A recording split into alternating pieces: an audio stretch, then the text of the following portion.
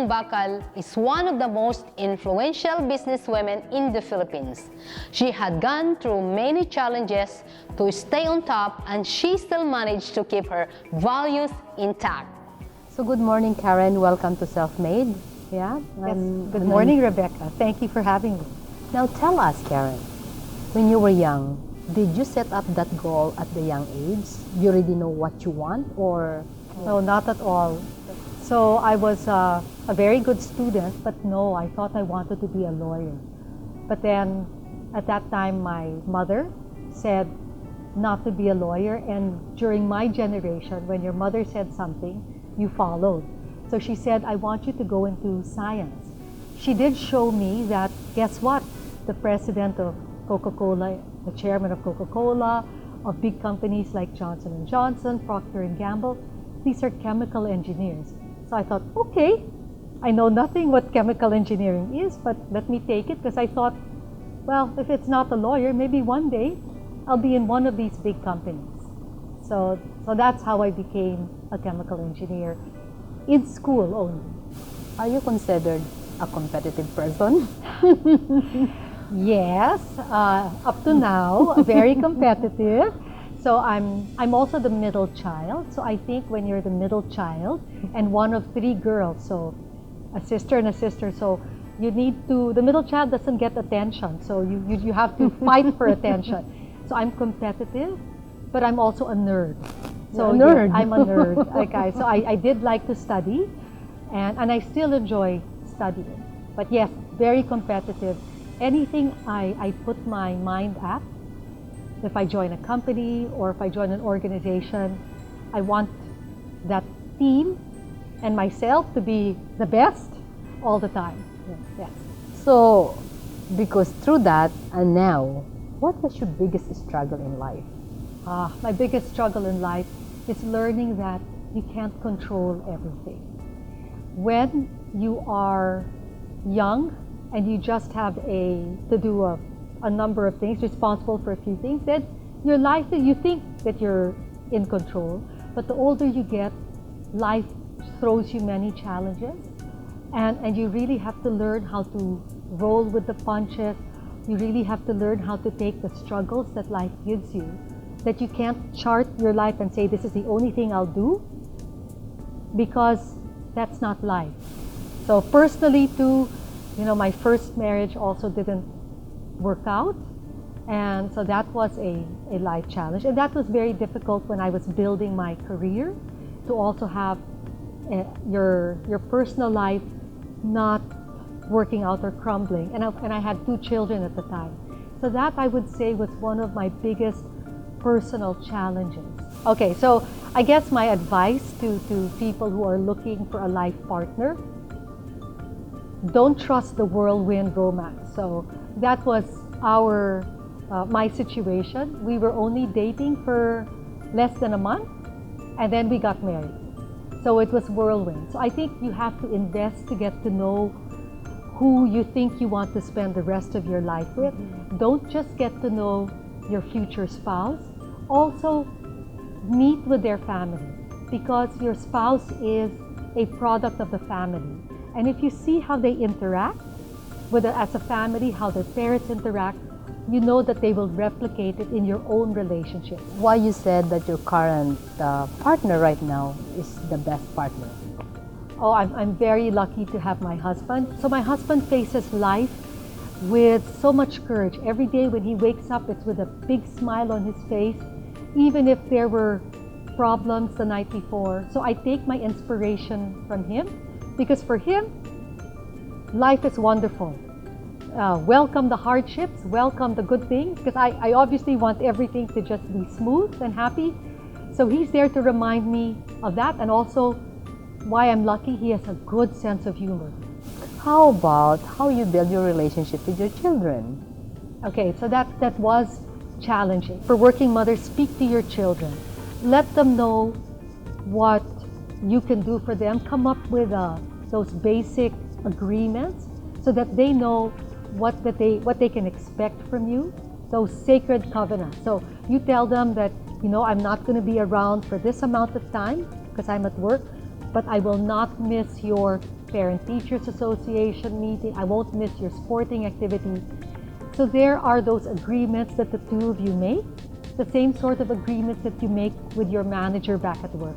Because your manager must also know that you have children at home, so that you adjust. So as long as you have those two agreements, try to stick to at least 90%. It won't be perfect, but it's important that everyone understands what you're able to commit and that they're accepting. Because once those agreements are in place, then at least you have guidance of how to manage your life. With all those experiences you share, and you're one of the person who developed BPO in Philippines, can you share how you started that? Okay, that's a great story. So at that time, I was working for the Lopez Group of companies, running customer service for them. So I had call centers. And one day in the paper, I read how America Online, AOL, had set up a call center company in Clark. And I was thinking AOL wasn't even present in the Philippines, and they had 500 people supporting their customers in the US. And the light bulb came up, and I was like, wait a minute, I have more than 1,000 people in my operations for the Lopez Group of companies, and I know everyone is English proficient.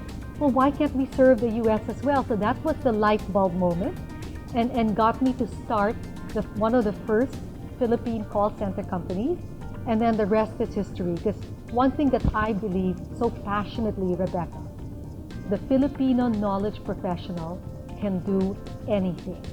The work that's here now is amazing. It's complex, it's diverse, it's fabulous. So bring it on, the world. The Philippines can do everything. So how can we empower co-Filipinos?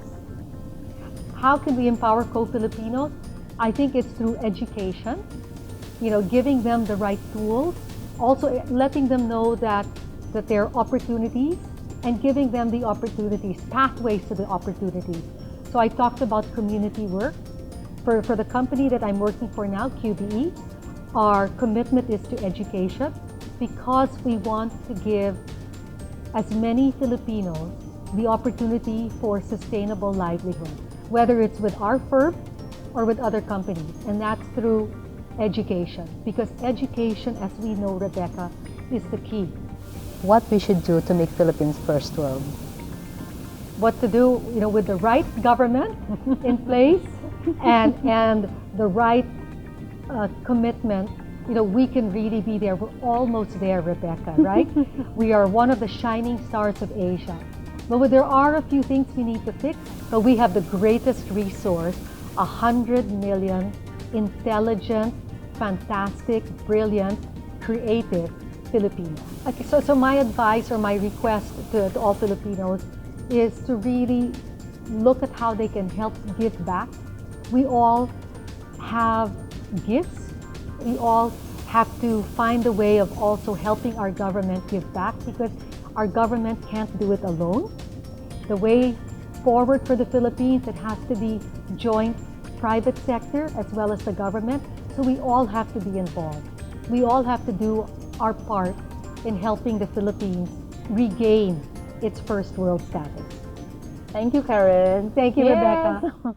Every success has its struggles. Every dream has its trials and tests. Listen to their stories, because if they did it, you can also be self-made.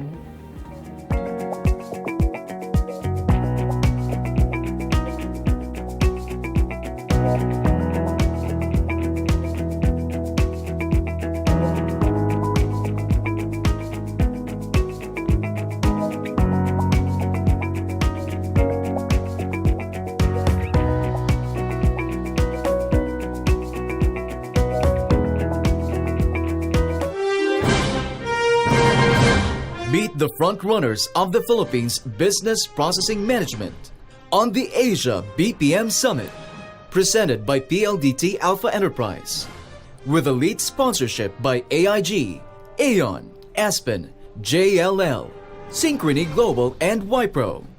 Catch it on March 16th, 2016, Wednesday, 9 a.m. to 4:30 p.m. at the Manila Marriott, Pasay City.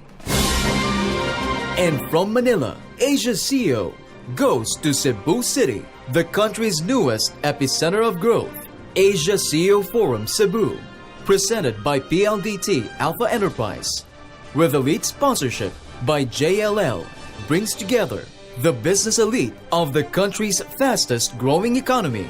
Be there on March 31st, 2016, Thursday 12 p.m. to 1:30 p.m. at the Marco Polo Plaza, Cebu. This and more on Asia CEO Forum. For more inquiries, log on to www.asiaceo.org.